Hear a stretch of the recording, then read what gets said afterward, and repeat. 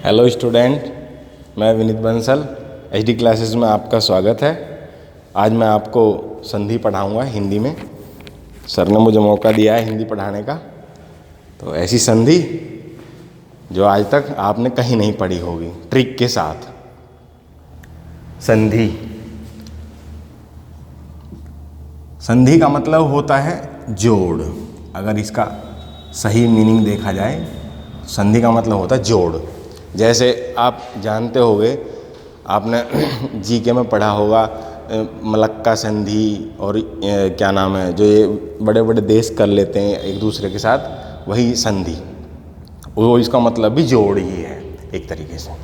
संधि का मतलब जोड़। संधि, पहले तो इसकी परिभाषा।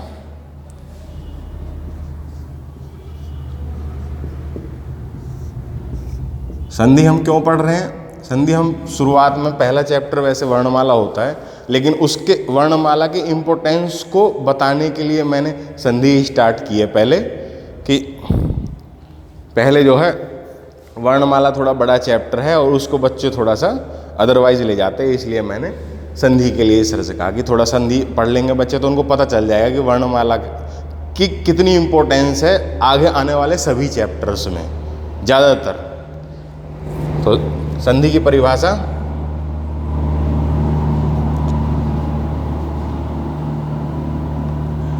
दो वर्णों के मेल से उत्पन्न विकार।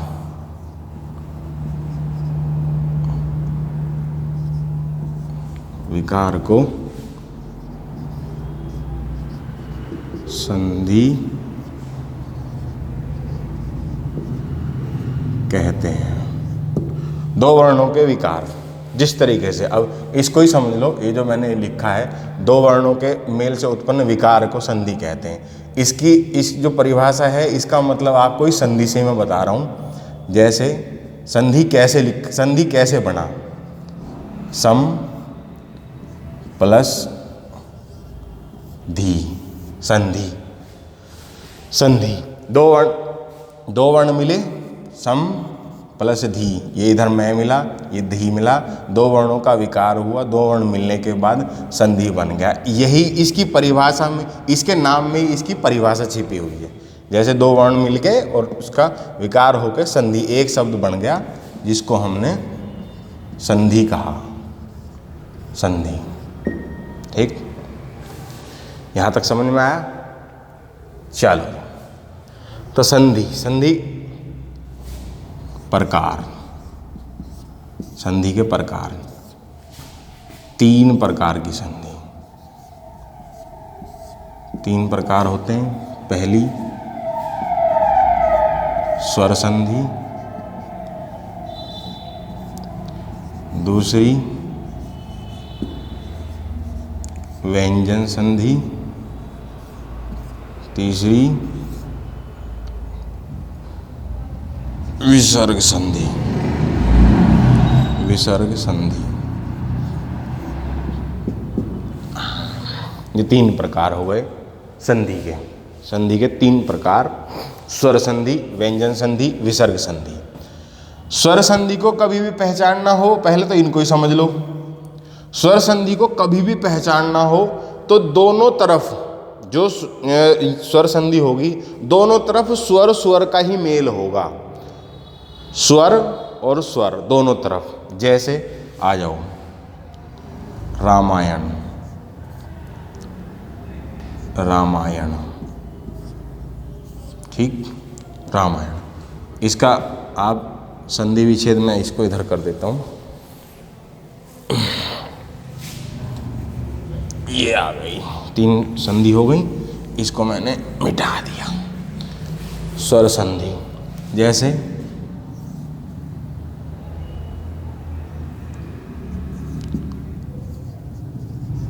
रामायण। अब इसको कैसे तोड़ेंगे हम? राम प्लस आयन, ये हो गई। मैं, ए, मैं कैसे टूटेगा? आधा में प्लस ए प्लस ए, ये होगा। ये क्या है? स्वर। ये सब चीज़ें इसलिए आपको संधि की जो ये स्वर मैं बता रहा हूँ आपको, ये मैं इसलिए बता रहा हूँ ताकि आप लोग, इससे पहला एक चैप्टर है वर्णमाला, उसको आप उसकी इम्पोर्टेंस को समझ सको। वो चैप्टर थोड़ा बड़ा होता है, उसमें बच्चे थोड़ा सा मतलब असहज महसूस करते हैं अपने आप को कि पता नहीं क्या चल रहा है, इतना बड़ा चैप्टर, इतने दिन हो गए, कम से कम 4 से 5 एक हफ्ते का चैप्टर है, उसको पढ़ते पढ़ते बच्चे पहले ही कहने लगते हैं कि नहीं सर और कुछ पढ़ाइए, इस तरीके से। इसलिए मैंने ये बताया। ये क्या है? ये स्वर है। इन स्वर, व्यंजन और क्या नाम है, विसर्ग, इन सब को मतलब पढ़ने के लिए, इन सब को ठीक करने के लिए हमें वर्णमाला पढ़नी है, इससे पहला चैप्टर। लेकिन मैं बार बार आपसे एक ही बात कह रहा हूँ कि जो आगे आने वाले चैप्टर्स हैं, आगे आने वाले जितने भी मतलब कम से कम 10 चैप्टर तो ऐसे होंगे जिनमें आपको वर्णमाला की ही जरूरत पड़ेगी। और वर्णमाला की ज़रूरत को समझते हुए इसलिए मैंने पहला चैप्टर सर से कहा कि मैं संधि पढ़ाऊंगा, ताकि आप लोगों का थोड़ा बेस बन जाए कि हाँ हमें वर्णमाला सीखनी है। अब स्वर संधि में मैं आपको छोटा सा एग्जाम्पल बता दे रहा हूँ। स्वर संधि है 95% क्वेश्चंस एग्ज़ाम्स में, जितने भी एग्ज़ाम्स आप देखोगे, सारे एग्ज़ाम्स, यूपीएसआई हो, यूपी कांस्टेबल हो या और जिनमें हिंदी आती है, उनमें 95% क्वेश्चंस आपको स्वर संधि से मिलेंगे। 5% होता है कि क्या नाम है, विसर्ग संधि या फिर व्यंजन संधि से क्वेश्चन मिल जाएगी। आ जाओ स्वर संधि। स्वरों से मिलके बनी है स्वर संधि, इसलिए दोनों तरफ स्वर स्वर होंगे, स्वर संधि हो गई। अब स्वर संधि के प्रकार होते हैं भैया, इसके भी स्वर संधि के प्रकार हैं 5 प्रकार। स्वर संधि के 5 प्रकार। आ जाओ, इसको हम परिभाषा को डिलीट कर दें। हम आज स्वर संधि पे ही छोटी सी ब्रीफ दे के आपको आ जाओ। स्वर संधि, स्वर संधि। स्वर संधि के बारे में आप बहुत सारे टीचरों से पढ़ोगे, बहुत सारे टीचरों से पढ़ने के बाद आप स्वर संधि, 5 प्रकार की स्वर संधि और कम से कम 25 रूल पढ़ोगे आप स्वर संधि के लिए। और मैं आपको 5 लाइन में 5 स्वर संधि पढ़ाऊंगा, और उन 5 चीज़ों को याद रखना। आपको स्वर संधि का क्वेश्चन गलत नहीं हो सकता आपका, सिर्फ वो 5 ट्रिक याद रखनी है आपको। जैसे पहली आ जाओ, पहली हमने कर ली वृद्धि संधि, चलो जी। दूसरी हमने कर ली गुण संधि, तीसरी हमने कर ली वृद्धि गुण और यण संधि, चौथी हमने कर ली, 4th हमने कर ली जी अयादि संधि,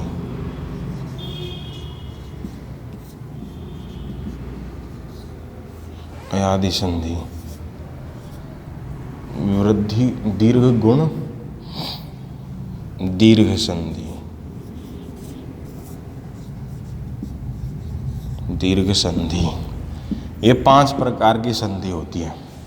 छोटी सी ट्रिक जो आपके लिए हमेशा कारगर रहेगी, आपको बहुत मतलब टेंशन में रखता होगा ये चैप्टर। छोटी सी ट्रिक आपको मैं बता रहा हूँ, छोटी सी, सिर्फ आपको सिर्फ छोटी सी ट्रिक। 98% कह रहा हूँ मैं, 98% जो क्वेश्चंस होंगे आपके वो इस ट्रिक से ही बन जाएंगे। इस ट्रिक से ही, इन ट्रिक्स को जैसे आपको कोई क्वेश्चन आए, जैसे इस वर्ड में कौन सी संधि है, इस शब्द में कौन सी संधि है, इस शब्द में कौन सी संधि है, इन चीज़ों को देखते ही आपको ना उस संधि का पता करना है कि इसमें क्या टूटा, क्या जुड़ा, कैसे मतलब मिलके वो पूरा वर्ड शब्द बन गया, कैसे पूरा शब्द टूट गया, कुछ नहीं। अगर ये चीज़ दिख जाए तो सीधा जो मैं बताऊंगा आपको वो आंसर लगा लेना। वृद्धि संधि आपने कई बार देखा होगा, ये दो, बस। किसी भी शब्द में ये दो मात्राएं अगर ऊपर दिख जाएं, सारे के सारे इनमें वृद्धि संधि होती है, सारे A to Z। जैसे इसका एग्जाम्पल मैं आपको दे दूं, महेश्वरीय, महेश्वरीय, यहां से टूटा, दो दो मात्राएं दिखी, सीधा सीधा वृद्धि संधि। कुछ सोचना ही नहीं है आपको, कुछ भी नहीं सोचना, दिमाग लगाना ही नहीं है इसमें। दो दो ऊपर मात्राएं दिखी, सीधा स्वर संधि, वृद्धि संधि। गुण संधि, आप जहाँ रहते हो, पहले अपना गांव, अपना जहाँ पे भी आप रह रहे हो वहाँ पे किसी का नाम सोचो, देवेंद्र, धर्मेंद्र, महेंद्र, ठीक। आपके घर परिवार में भी कोई होंगे। ट्रिक बता रहा हूँ आपको, जिस शब्द में जहाँ से टूट रहा हो, जैसे ये कहाँ से टूटेगा, महा प्लस ऐश्वर्य, ये हो गया। यहाँ से टूटा महा प्लस ऐश्वर्य, दो वर्ड बन, दो मात्राएं ऊपर चलेगी, महेश्वर्य। इसका एग्जाम्पल हो गया वृद्धि संधि का। आ जाओ देवेंद्र, जिस शब्द में सिर्फ एक ही मात्रा लग रही हो, एक ही मात्रा, सीधा सीधा कुछ नहीं सोचना, गुण संधि, सीधा। जैसे इसका मैं एग्जाम्पल आपको बता दूं, देवेंद्र, धर्मेंद्र, देवेंद्र, धर्मेंद्र, महेंद्र, कुछ भी निकल लो आप। इसमें देवेंद्र को अगर हम तोड़ेंगे तो देव प्लस इंद्र। और मैं आपको एक और चीज बता दूं, हमेशा जब भी क्वेश्चन इसका संधि का आए और ऑप्शन में दे रखा हो इसका संधि विच्छेद क्या है, 4 ऑप्शन से ही आपको उसका आंसर का पता लगाना है। और हमेशा एक बात ध्यान रखना, चाहे ऑप्शन आपको गलत लगे दिमाग में, लेकिन जिन दो शब्दों का एक मीनिंग निकल रहा होगा, कोई अर्थ निकल रहा होगा, हमेशा संधि उन्हीं की मानी जाती है। इसका भी एक छोटा से वो बता रहा हूं मैं। जैसे मान लो ये देवेंद्र ही मान लो, अगर मैं इसको देवी प्लस नदर ऐसे कर दूं, ये गलत है, क्योंकि आज तक ऐसा कोई वर्ड आपने सुना नहीं होगा, कहीं से कहीं तक भी ऐसा कोई वर्ड आपने न शब्द आपने देखा होगा ना कहीं सुना होगा कभी भी। देव का एक अलग अर्थ निकलेगा, इंद्र का एक अलग अर्थ निकलेगा। ये वाला बिल्कुल ठीक है, यही ठीक हो सकता है। हमेशा दोनों शब्दों का अर्थ निकले वही उसकी संधि होती है। चाहे कल को क्वेश्चंस जब आ जाए आपके सामने और कहीं भी पूछने लगे, कोई भी क्वेश्चन हो कि देवेंद्र में देवेंद्र की क्या संधि विच्छेद होगा, तो जो ये ऑप्शन है ना ये है, बाकी सारे गलत हैं। और हम ये भी देख लो, देव का एक अलग अर्थ निकल रहा है, इंद्र का एक अलग अर्थ निकल रहा है, अलग अलग शब्द हैं दोनों। आ जाओ,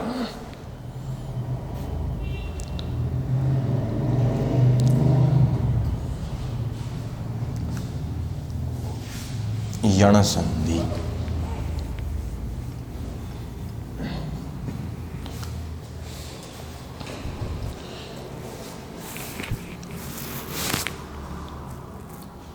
यण का क्या है, मार का ले आओ जी।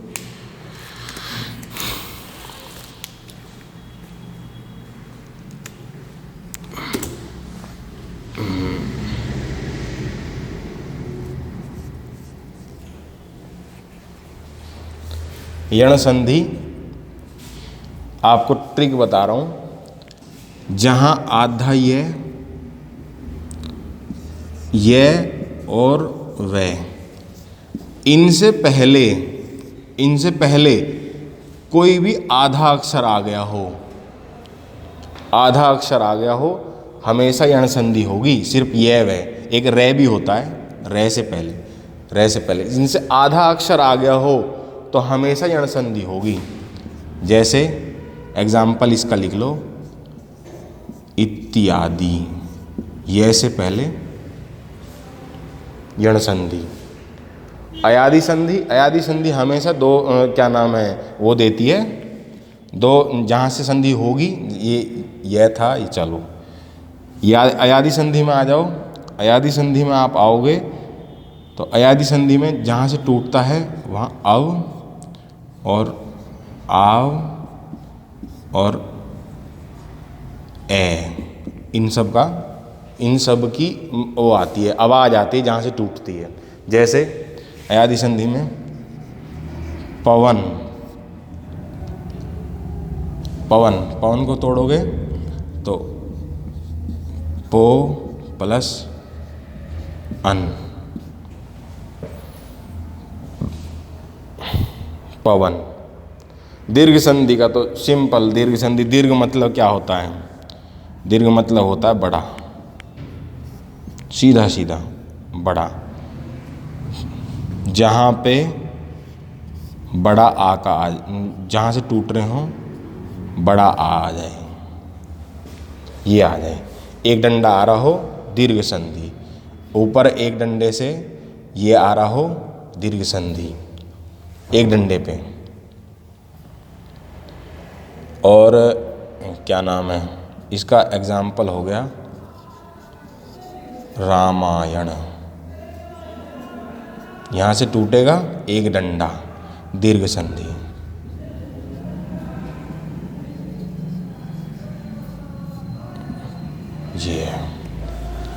ये आज छोटा सा एक ब्रीफ है संधि का। अब आपको मैं एक बात बता दूं कि ये अभी बहुत ज़्यादा ऐसा नहीं है कि संधि मतलब पढ़ ली हमने या संधि कर, आपने क्या देखा इस संधि में? संधि में आपने जब जितनी भी चीज़ें मैंने कराई हैं, आपने जहाँ पे भी देखा ए, ओ, मैं, ए, ते, ये कहाँ से आ गए? इन सब चीज़ों को समझने के लिए मैं देवेंद्र बता रहा था ऊपर, या महेश्वर ये बता रहा था, ये टूट रहे हैं, जुड़ रहे हैं। इनको समझने के लिए हमें कहाँ से आए हैं, कैसे टूट रहे हैं, कौन सा शब्द कहाँ जा रहा है, कहाँ से आ रहा है, कहाँ से टूट के कौन सा अर्थ दे रहा है, इन सब को समझने के लिए हमें पूरा ढांचा है एक वर्णमाला। वर्णमाला पूरा ढांचा है, कम से कम 7 दिन की, 7 डेज की क्लास है।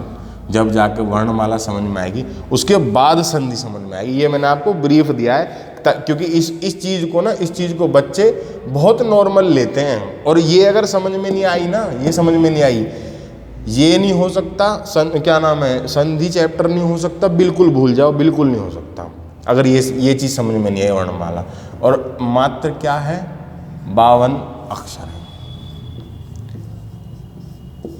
वर्ण है, 52 वर्ण है, इनके इर्द गिर्द ही घूमेगी ये वर्णमाला। इसी को पढ़ना है हमें।